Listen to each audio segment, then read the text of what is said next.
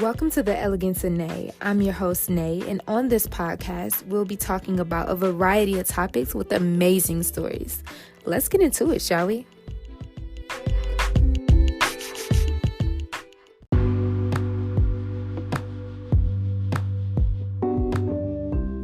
Welcome back, guys, to the Elegance of Nae podcast. I'm your host, Nae, and this is part 2 from episode 1. If you have not listened to episode 1, I'll say pause right here, go listen and tune in, and then come back to this episode. Well, we got a lot in store today. Let's get into it.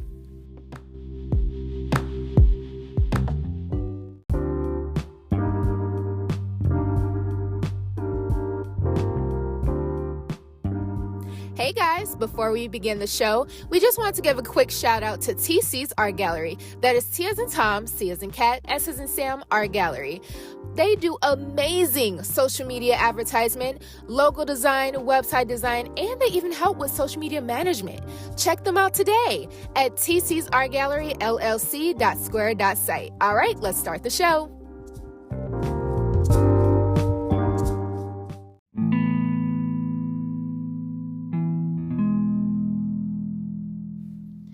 So, continuing from episode 1, we're going to talk and elaborate more on the difficult year that I dealt with and how I got through it, So, let's start from the beginning, right?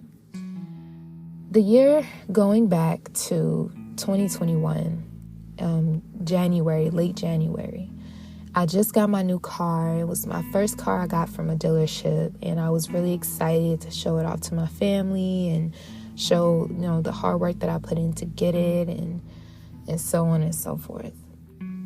Coming into the beginning of February is when I just got into work, and I was excited to go show my family, my vehicle when I got off my shift and just go from there. But I just got into work, literally, for my shift. And at the time, I used to work at Walmart as, a food stocker in the freezer area. And I just got in, I walked in, and I sat down in the break room, just waiting until my shift started. And I get a call from my mother. And she said, "Hey, where are you right now?" And I said, "Hey, I just got in, at work, and I just got dropped off. I'm just sitting here." And she was like, "Okay, you might need to call off work." And I was like, "Why? What's going on? What's going on?" And she was like, "Step outside." And at the time I was with someone, so she called that individual, and she told, him to turn around because she knew my mental was about to hear some news. So I go back to the front, with all my stuff. Well, not all of my stuff yet, but I went to the front to meet my significant other at the time, and he passed me the phone, and it was my mom again. I was like, "What's going on?" And she was like, "Your great-grandmother passed away today." And I kid you not, I literally felt like I couldn't breathe. And I know grandparents say, "Oh, that's my baby, that's my baby." No, that was my baby. I know it's weird to say that about your grandparents, but when you have a grandparent that is your heart, that is literally your heart, that is just so loving and caring and motivational and always have good energy, and you love them to death, hearing those words, it was just so devastating. And it was so mind-blowing. And it was so crazy. And I was like, wow, what? I was just so mind-blown. I didn't know what to say. I didn't know how to speak. I was just devastated. And once I got that news, I almost fell out. I didn't know how to breathe. It was just wow. I really couldn't understand it. And so once I heard that news, I went back into the break room, grabbed my stuff. Mind you, I'm sobbing. after just hearing this news. And then I go back in, talk to, I believe the manager at the time. She was over us. And I told her, I said, I have to leave. I mentally cannot be here. I'm unstable. I just lost my great-grandmother. I cannot be here. And she understood, and she, wrote me off for the rest of the day because I was mentally not here. I couldn't do it. I was distraught. I couldn't function after hearing that news. And so once I heard the news, I went to my great-grandmother's apartment at the time because she switched from her home to her apartment. And when I went there, I saw, my other family members and everybody. And I wound up going in the building with my brother and my father at the time, and going into the building, and like all three of us was walking in there. And I just felt the tension. It was like a scene out of a scary movie where you don't want to walk down the hallway because you fear what's on the other end. That's kind of how I felt at that moment. And so I'm walking in, and then me just seeing her, and before saying like a full goodbye, it was just like what is happening right now? It felt so surreal. Like it didn't feel real. And I was just like, she's really gone. Like, but how she was looking was like she was asleep. And I took that after the fact, of course, later down the line, that looking back at it now, it's like she looked at peace. She looked well rested. But in that moment, it was like, wow, she's really gone. And so with that being said, it was like somebody that's so close to you, you don't know when it's their last time. You don't know when it's their last moments with you. That's why I'm very careful with what I say to family or friends, because you don't know when it's the last moment that you have with them. And sometimes you have to take that in consideration when you're having arguments or disagreements with people. And I know sometimes we all be in the heat of the moment, but sometimes it's okay to walk away in the heat of the moment and just say, I'm gonna need a break from you, versus continuing something out and then you regret saying something once it's already been said and you can't take it back. So that's why I try my best to always say the I love yous and I got you or I care for you, because you don't know when it's the last time you'll see them.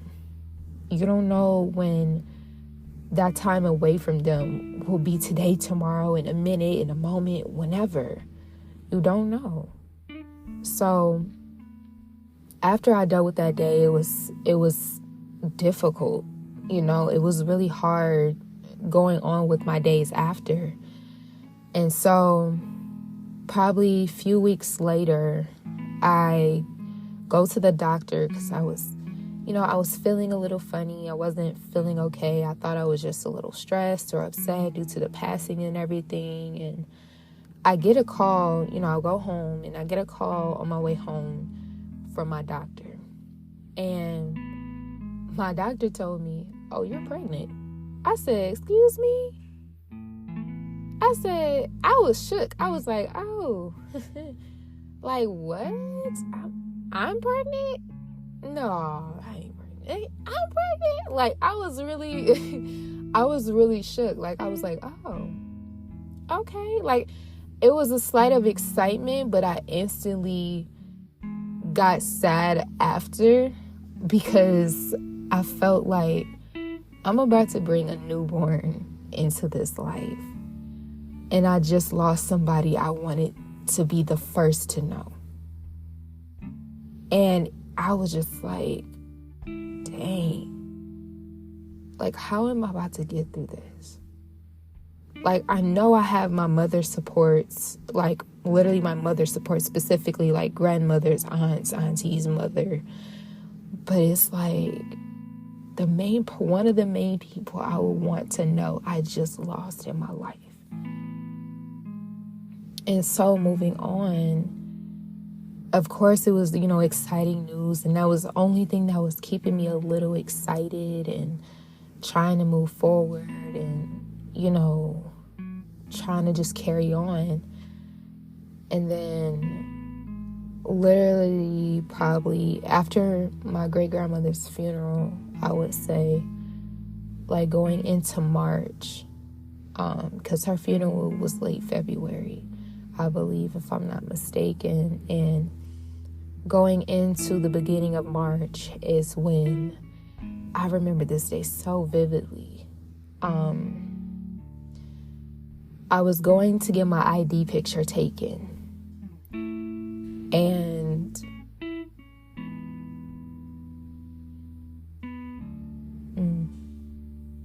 I was going to get my ID picture taken. And before I left the house, I was spotting. Mind you, I'm still pregnant at this time. I was spotting. And those that don't know what spotting is spots of blood, right? So I just bypassed it. I wasn't worried about it. I wasn't scared. I wasn't nervous. And I just carried on with my day like it was normal. I get to the place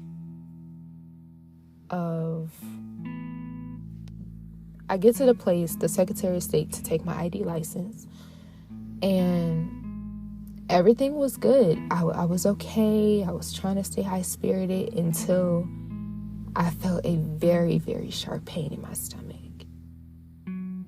And I instantly started crying so much because I was like, no, this is not happening. And so I asked one of the ladies at the desk, I said, do you have a bathroom? She said, sorry, it's not for the public. And I was like, oh my gosh. Like, okay. So I took my ID picture. I kept staying strong. I barely was crying. I did a couple of tears, but I, sucked it up because I was like, I'm gonna be okay. I called my doctor. I made a quick emergency appointment. They took me in. I got rushed to the hospital to make it to my appointment. And the whole way there, I was running with tears because I felt everything. And when I tell you, I mean everything. It's not like a regular menstrual cramp period or whatever. In a sense, for the ladies that understand, it's like a heavy period, but this time it's your kid. It's not a blood clot. It's your kid. You feel your kid coming. And that's a whole different level from a regular period, okay? And for the fellas that don't understand or don't know, it's kind of like getting hit in the stomach really, really hard, and it feel like your stomach is like about to drop or something. I don't know how to really explain it to elaborate for the fellas, but I'm sitting in the car and I'm just crying. And as we're getting closer, the person I was with, they grabbed a wheelchair for me, and I sat in the wheelchair. And when I sat down and I looked in the passenger seat, all I saw was blood in the seat. And it made me cry even more. And I was like, I kept trying to be positive. I said, it's going to be okay. It's going to be okay. I'm just trying to get upstairs to my doctor to see what's going on with my kid, what's going on with my baby. And as I'm getting upstairs, I'm sitting down. It slowed down. The bleeding slowed down. And as soon as the nurse come in before the doctor, she asked me to sit on the table or sit on the seat, to see, so they could see what's going on. And as soon as I try to get up out that seat, I felt it. I felt every last inch of pain. I said, oh no, this not it. Oh no. So they had to rush me down to emergency. And as soon as I got down to emergency and they asked me, can you change it to a gown? And I go to the restroom and I had assistance. I went to the restroom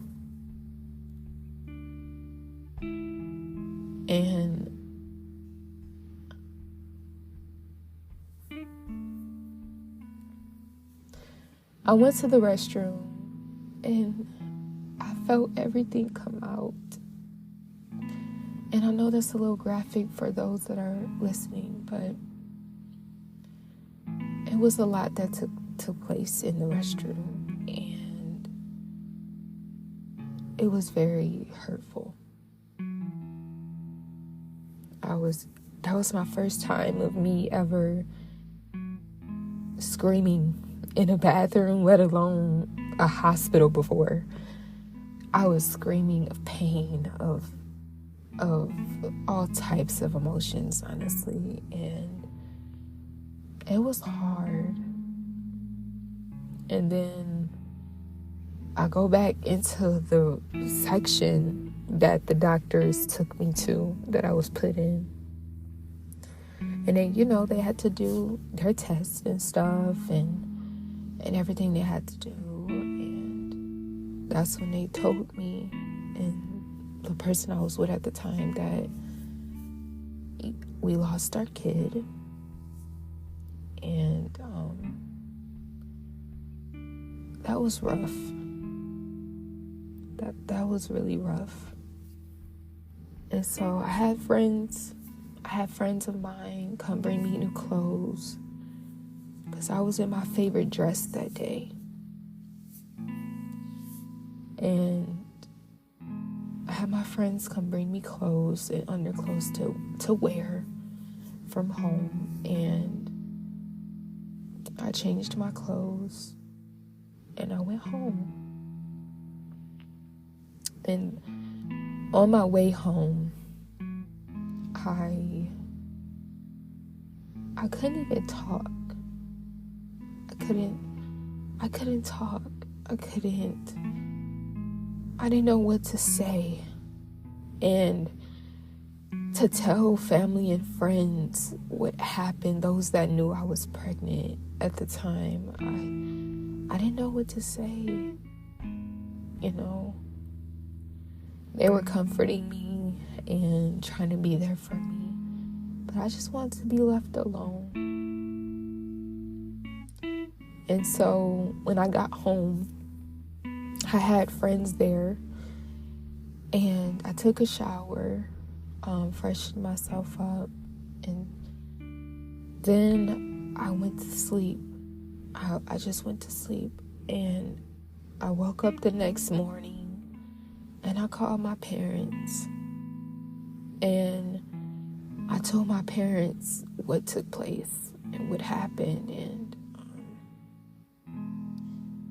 that it was really hard. That was a very hard moment for me, because they didn't know I was pregnant until then, because it was going to be a surprise after, it was just going to be a surprise of telling them, but we couldn't make it to the surprise. And even revisiting that day of me telling you guys this now, I'm still okay. It took me a really long time to say that. It did. And it's still hard to go past Mother's Day and knowing that my kid would have been like 2 or 3 years old. Like, just me calculating how old my child would have been if my child survived. I've calculated that, and I have my moments sometimes, and it's hard. But I know I'm still okay. And so, once March was over, going later into the months, probably July or August, I get a few calls one on my mom's side saying that a friend of the family passed away, and that he was sick at the time, I believe, of COVID. He passed away of COVID. And, that was something to hear as well. That was a little rough. Not too much, but it was still a little rough, because he was a good friend of the family. And then on my dad's side, I got word of our cousin passing away and losing him. And then going into August and September is when I found out that my aunt passed away. Now, with my aunt, I was really devastated as well with her, because she was the aunt that was so much fun. You could talk to her about anything without judgment. She would give you the best advice she could give you. She will keep the secrets to a lifetime. She won't tell nobody your business. And she gave nothing but love and genuality. And that's why I love her still to this day, of course. And hearing the loss of her was hard. It was so hard. And I remember that day vividly as well. I just came home from work. Just at the time, I was working at a different job. I was working for a Shurian. Just got home from a long day. Came in, my mom told me that news, and I was like, come on, man. I literally was like, you gotta be kidding me. I can't take no more of this. At this point, this is when the first time I ever felt numb. And what I mean by that is being numb of hearing so many losses already in itself. And I was just like, okay, this is a lot. This is a lot. And, before, and I almost forgot, in July, I had a dog. I had my dog, and she had kids. She was pregnant with kids, and we lost her and her kids from a heat stroke, her being outside, and that was devastating. And we were just like, dude, what in the world? But back to that day, it was just once she told me that, and then we had to go downstairs to tell my grandmother. That was hard. And on the same day as me, my mother, my grandmother, and aunt, we all go to the hospital to say our goodbyes to her. And all the family pulls up to, say their final goodbyes. And then I get a call from my mom, because she's upstairs saying her goodbye while I'm downstairs. I get a call from my mom, and she tells me that my sister just got in a car accident. And she had my nephews and my brother-in-law in the car with her. And that a semi-truck driver fell asleep behind the wheel, and he almost ran her off the road. But thank God that they were okay, that they were not hurt or injured, that she was able to steer the car, and God helped him. I swear that was nothing but God protecting them. Because that would have been so much that day. So much that day. And so thank God that they were protected and they weren't hurt or injured from that day. That would have been 10 times more devastating to hear. That you just literally lost your aunt, and then hearing about your sister and your nephews and your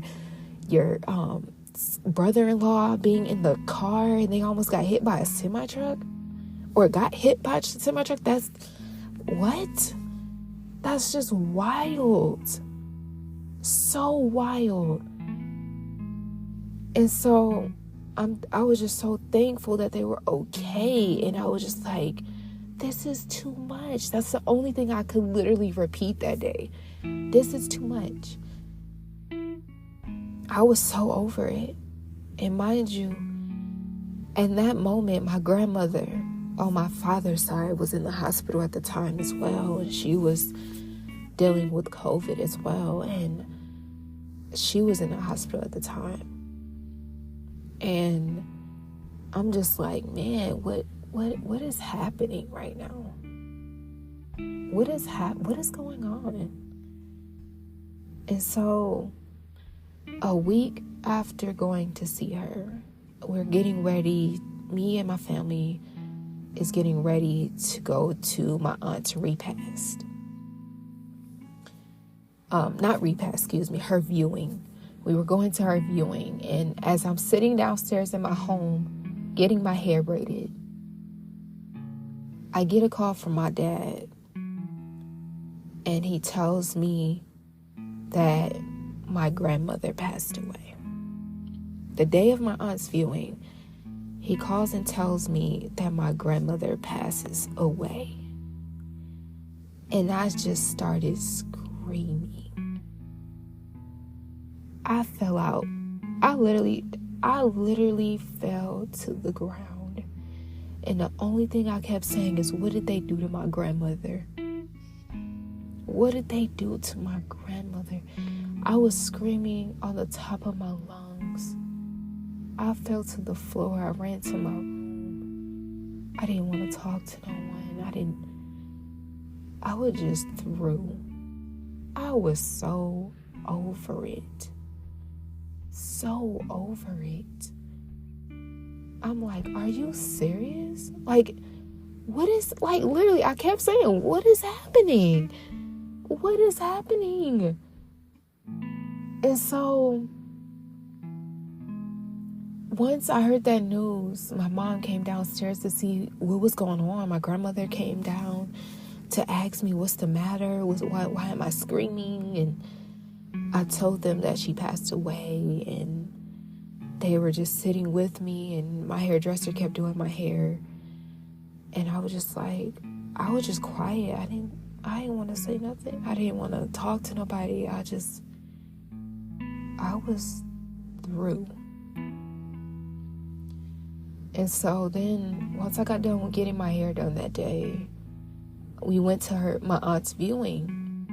And the whole time while being at my aunt's viewing, I'm up here being supportive to everyone and helping them grieve, while I'm in the back of my mind just thinking, I just lost my grandma today. And I got people coming to me and checking on me, and I wasn't even thinking about me. I was thinking about everyone else and seeing if they're okay, because they're grieving about my aunt right now. But they were, everyone was keeping an eye on me and seeing if I was okay. And all I could say was, don't worry about me. We here for auntie, let's focus on her. It's okay. I'm okay. Even though in the back of my mind, I am not okay. Whatsoever. I am not okay. At all. I'm not okay. And so, once I left the repast and made sure that everyone was okay, I took it all in.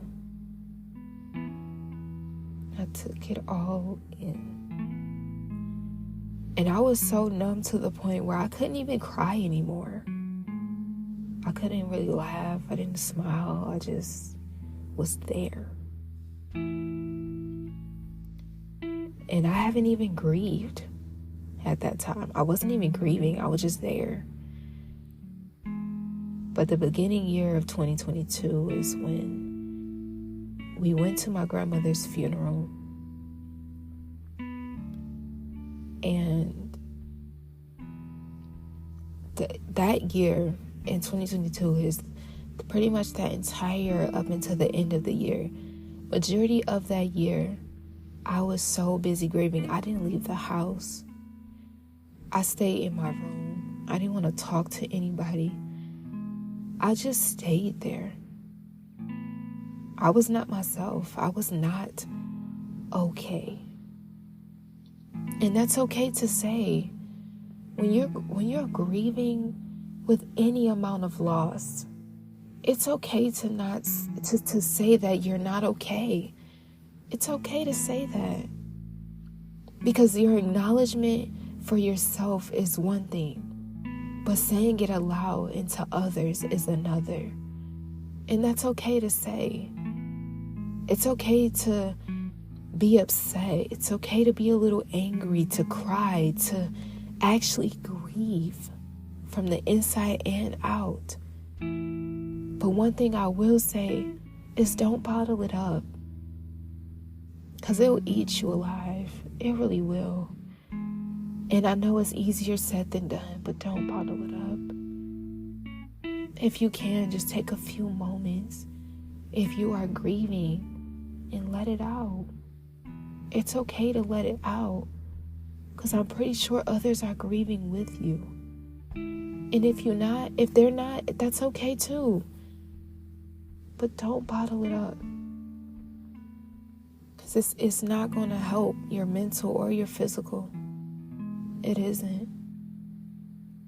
But staying strong for others, but you're mentally not strong for yourself, that's unhealthy. And once again, I know it's easier said than done, but you're going to be okay. It's going to take time. Like I said before, it's going to take time to get to being okay. And that's okay too. It takes time for a lot of things. But taking your time through grievance it's gonna definitely hit different for you. As you see, I've been through a lot in 1 year, but I'm still here. And yes, it was a little difficult in talking about it, but I'm still here. But it took time to get here. I definitely know if it wasn't for, God's help and my friends and family support, I would have been in a deeper, darker space than anything. I wouldn't have gotten through those moments at all if I was alone. I wouldn't. Without a doubt, I would not. It takes time to get there. And it will take time for you too. Moving forward is one thing, but moving forward in healing is another thing too. I know it's not easy saying that you've healed, and it's not easy saying that you've grown, but it takes time to say those words. And it's another thing on meaning it and owning it too. I can definitely say I've healed from those moments, and I've grown as well. But one thing is for certain, it not only does it take time, but it shows that you've grown. It shows that you've healed. It shows that you are becoming someone, that you are someone. And that's okay. It's okay to show others that you're upset. It's okay to show others that something devastated you, that something bothered you, that something is taking your energy. But it's another thing of saying that I am healing from this. I am growing from this. I'm trying to stay positive from this. It's going to take that time for yourself. And it also comes from self-love as well, and the people that you chose to be around and who you have to have in your corner. It takes time to be around these individuals when you're grieving or going through losses or getting something taken from you that you are passionate about. It's okay to go through these things, but it's about how you push yourself and take that step to continue to be more of yourself after the fact. How are you healing from this? How are you going to grow from this? Are you okay? Are you okay?